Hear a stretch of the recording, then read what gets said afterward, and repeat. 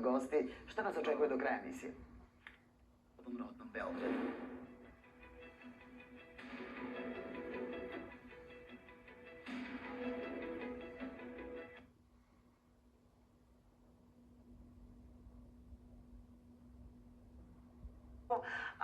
I evo sad brzo će nam pristići onaj gospodin što sam rekla s početka, zapravo da sve što čovek može da zamisli postoji, a sve što čovek može da osjeti, ja ću pokušati da naslikam i prenesem na platno. To su zapravo reči umetnika Mihajla Miše Kravceva. Evo, brzo ćete ga videti, pa ćemo mi onda i o svetskim salama i ovim beogradskim, s obzirom da se on posle 17 godina vratio u grad, ali zapravo Beograđani će posle 17 godina biti u prilici da pogledaju njegovu izložbu.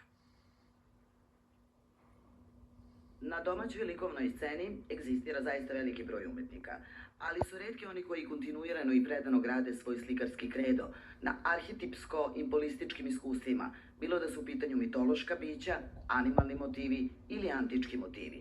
Tako svestrana, afirmisana likovnoj sceni, odnosno jedan od najpopularnijih i najprodavanijih slikara je Mihajlo Miša Kravcev, ruskih korena i senzibiliteta. Miša je slikar neba, zemlje i vode, magičnih vizija pretočenih u zelene, plave i purpurne kolorističke reke. Super su nam se uklopile ove tvoje slike i tvoj kolorit sa zapravo mi danas koji se vrti sve vreme s ovim crvenim intenzivnim. Kako to dobro izgleda kad se uruče. Da. Zdravo, Mišo, dobrodošao. Evo iz spontanog razgovora. Hvala. Tu na dve ulice, jedno od drugog. Pa nije lepo. Da, stvarno nije lepo. Nije komšijski. Nije komšijski. Postoje mnoge specifičnosti, kako da kažem, koje te prate i nekako vrlo prepoznatljiv i u krugu umetničkom krugu, ali naravno i poštovalaca slikarstva. Imali smo divnog gospodina Nikolu Kusovca pre neki dan u gostima. Malo smo pričali na temu veštačke inteligencije i umetnosti. On je rekao, ma pustite, to je taj neki prolazni trend. Umetnik ostaje uvek umetnik i nikad sve ove boje trenutak neće moći da dočara jedna veštačka inteligencija. Koliko ti je dobar ovaj bik. Da. Reci mi, u kojoj si fazi vratio si se i u Beograd i vratio si se Beogradu, možda bih pre mogla tako. Vratio sam se Beogradu, to je prava reč. Pošto si fizički tu, ali kad se dogodio ovaj trenutak da kao, ja sam spreman za beogradsku izložbu? Vidi, kad sam pravio na izložbu u Crveni Feniks. Sećam se. I onda 17 godina nisam bi izlagao uopšte, ni u Beogradu nigde. A što si napravio tu pauzu? Šta se desilo? Pa nije mi se izlagalo. Predavao sam dobro, sve u redu. I onda usledila ona serija svega onoga inostranstva i ovo ono. Tad sam već bio dobro prodavan, ali sad je to bio stice okolnosti. Ja sam hteo da pravim izložbe, ali nekako je bio stice okolnosti i nisam mogao. Dobro, da.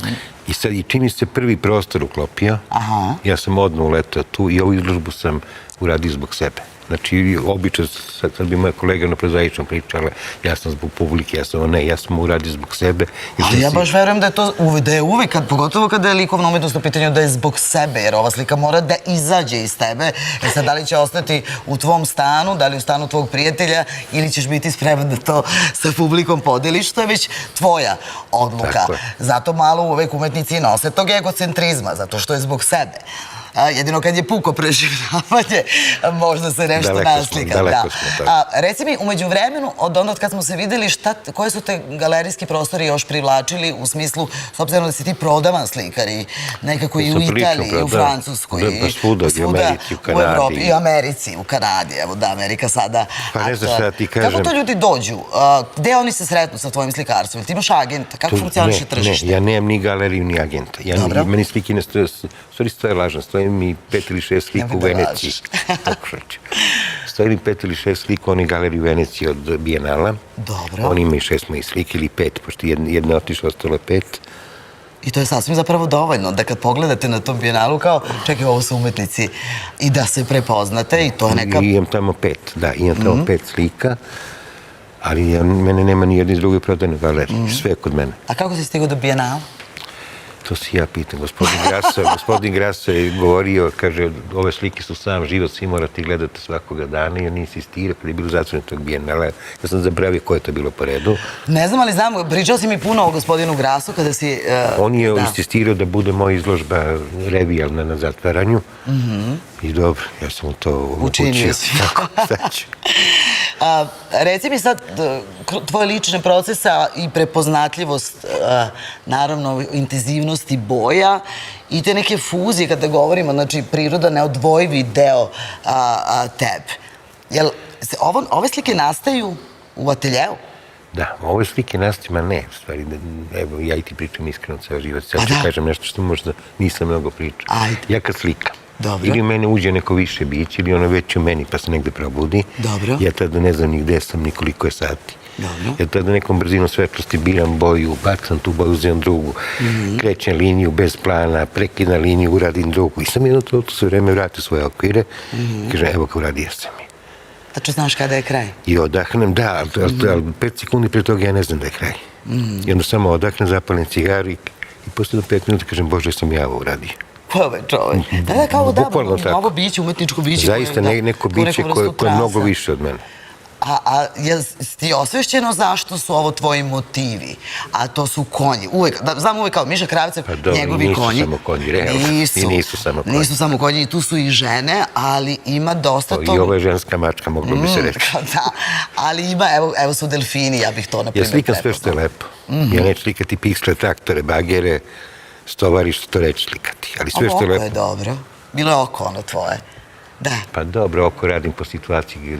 Po situaciji? Da, oči se radim. Skiciraš? Pa imam ja i skice. Maja je nekad govorila da imam najbolje skice, da sam među najboljim u skicama. Aha. Ali ja sam skupio malo skice, volio bi da to jednog dana Ušto su lepe one ptice, prethodno zelene, što su bile. Da, a reci mi, kako se osjećaš sad? Jel si ti sad dogledaš ovako svoje delo, ovako na velikom formatu? Kako se osjećaš? Evo sad se pitam, Bože, da sam ja uradio veliko. Stvarno? Ovo ovako isto na konju. I ovu divnu mladu ženu koju prepoznajem. Ali dobro, to će ostati naša mala tajna. Da. Šta se dogodi, to mi nisi odgovorio sa tom izložbom, koji prostor te zapravo nekako inicirao? Ovo je bio Gvarner i sad, ja sam zakazao izložbu za september na jednom drugom mestu. Onda je izbio jedan cirkus oko vlasništva tog prostora. Dobro. Pa su meni rekli, ne, to će biti rešeno 7 dana. Ja sam shvatio, to ne može biti rešeno 7 godina. Dobro. I 7 je u svakom slučaju. Pa 7 je zajednički imenitet. I onda sam ja shvatio da je bolje da nađem drugu priliku, malo razmislio, to je bio september već. I odmah sam zakazao Gvarneris na prvi slobodan termin. Lep je Gvarneris. On ima lepo osvetljenje, a intiman prostor. Gvarneris je divan prostor i sad je okrečen, sad to više nije ona prostorija pre 5-6 godina, kada je bilo poplava na jednu uglu. Ne, ja sam prije odlazila na početak, mislim kad je to kao egzistiralo. Imali su poplavu, bio cirkus. A sada je to jedno... To je sad pravo mesto gde ti želiš da postaviš... Meni je to kamerno najlepša sala u Beogradu. Kamerno, da. Jesu veliki formati, Mišo, sve? Znaš moje formate? Znam. A možeš da kažeš i gledalcima. 120, 120, 80, 100, 170. Imam nekoliko malih tičica, ovo je mali format. A kako slikaš? Mislim, čekaj, okej, objasnio si mi proces, jer ono kao postoje tu neke letve na koje se penjuš kada zapravo ta kičica krene. Pa nisam Petar Lubart, ipak. Dobro, ne znam, pitam. Stavi meni sva platna. Staje sve. Na oni moji štafela i sve u redu i samo je mnogo boja oko mene, ali u tom ludilu stvarno kad bi sad tražio neku boju, ja ne bi znao gde je, ali to ludilu kad uđe to više biće, meni je tačno nalazim između 20 boje. Tačno koja mi nijansa treba, tačno šta mi, znači... To je slikar. Nemojim da to opišem. Ne, nekad naši lični unutrašnji procesi ne mogu da se opišu. To je zaista brzina svetlosti. A šta je u oku? Ovo sam ja u beloj košulji sa kistom u oku mog posmatrača. A šta ti je važno kada je izložba u pitanju, pa znaš ono kada se okupi da li beogradski svet ili uopšte publika, jel imaš neku vrstu otklona i posmatraš njihove reakcije ili si vrlo otvoren da te pitaju? Hteo nekto i ja ga moram imati. Hteo nekto, to je jednostavno takva situacija, ali i oni me pitaju, obično me pitaju. Jel potpisuješ slike? U smislu potumačenja? Znaš, kao konji im radiš to? Pa u smislu, evo, samo vi ste odcecali donje delo sliku, uvek mi je potpis dole nekako. Aha. Naziv slike? Ne, naziv slike. Pa to te pitam. Ja te pitam za naziv slike, ne za Miša Kravcev, to je izvesno. Neki naziv je slika, pošto mi ja dajem zvučne imena, neki naziv je slika i ja sam i zapravio, bit ću iskren. Ali ja mnogo slikam. Ja stvarno mnogo slikam, dosta njih i ode, dosta toga i ode. Ja sam sad izložio 27 slika, ali ja u ateljevu imam, na primjer, još 80 i nešto. Šta ti je pokretač? taj trenutak kada ustaješ i odlaziš u atelje i krećeš da radiš? Je to neka muzička stvar? Ne, Jel muzička stvar to nije. atmosfera tog dana? Ma nema pravila. Ne, nema pravila. Jednostavno je, ja mogu sedeti u kafiću i dobiti ideju. I onda ako sam sedao u kafiću, ću na margini politike, žurnala, sportsko, nije bitno, skicirati da ne zaboravim. Ne, skicirati da ne zaboravim. Zato što me asociralo na pisanje pesama. Znaš da su najbolje pesme uvek napisane tako. Nekad neku rečenicu, ja sam je pisac, pa nekad neku rečenicu zapišem tako. Ali onda otrčim kući i obično odmah radim. Do kada izložba? Izložba je 28. Molim te, dođi, voleo bih. Hvala. Radno vreme je od 10 do 19 časova. Hoćeš biti u galeriji kad ne bude otvaranje? Malo da pričaš s ljudima? Otvaranje je bilo. Otvaranje je bilo 14. Ali to je nastao cirkus. Dobro, to ćeš privatno da mi pričaš. A vikend je od 12 do 5. Jesi tamo? Retko. Kad mi najave, onda moram da putim. To je, to je umetnik negde, od nekud vas posmatra, a vi ćete posmatrati njegove slike. Ali ne kao veliki brat. Ne, nisam to ni mislila, imam tu ideju. A i nekako se baš zadubiti, to je najlepši taj susret, jedan od najlepših susreta je stati ispred umetničkog dela i nekako probuditi mozak. Tome služi umetnost, vratiti se u svoju prošlost. Ali divno ste izabrali ove slike koje ste stavili, svaka čast. Zaista svaka čast. Jelena ih je birala, ja mislim, da, prelepo. Ova slika je na centralnom mjestu na izložbi. Da, i to je taj, nekako, konj, kažem ti, to mi nisi odgovorio, nekako tvoj zaštitni znak, jesi toga svestan? Jesam, kad sam bio mali, ja sam nacrtan konj, onda je bila serija Bonanza, mislim da si ti se, ne, malo sam, malo mlađa. Ti si malo mlađa. Da. Tu je bio jedan Paluza konja, onaj šareni beli Mustang. Bio mali Joe, Little Joe u toj seriji, on imao konja Paluzu, zaboravio se kako sam zvao. Dobro. Me taj konj fascinirao. Ja sam ga kao mali crtao, dok su još svi trčali čičak liš, ja sam crtao to konja. A onda se pojavila serija Osvetnici, Dejana Riga ima pil. Dobro. I opet konji, neki malo drugačiji, ne? Dejana Riga je onaj lik sa jagodicama. To sam mnogo kasnije shvatio. Jer ja sam nju pokušavao da nacrtam. Dobro. I onda sam kasnije shvatio su sve ove moje devojke žene sa tim jakim jagodicama stvari Dejana Riga. To znači, važna je ta Ostalo mi je postavka u detinjstvu. iz predškolskog uzrasta. Ali bukvalno je to kad se formira mali čovek. Kao kad ujutro čujemo neku pesmu pa nam bude u glavi dugo vremena. Tako je.